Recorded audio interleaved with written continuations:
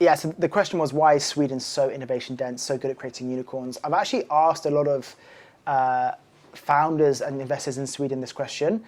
One of them that came up with the most interesting answer was that they have this really great balance of entrepreneurial culture, of like celebrating entrepreneurs with a generous welfare state. So it's like, if you fail, we'll look after you. And if you succeed, we'll celebrate you. And it's like that combination at both ends is really powerful. And you kind of capture the best of Europe, which is like the welfare state and support, and the best of America, which is like the pro-entrepreneurialism. And then also it's the same thing with America, where they had some big winners quite early on. And so they had companies like 20 years ago that did really well. And that creates the flywheel.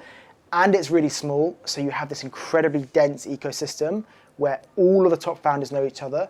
All of the older generation like mentor the younger generation, and now the younger generation are now mentoring the generation below them. And so you have this very tight, very dense ecosystem where everybody's helping each other.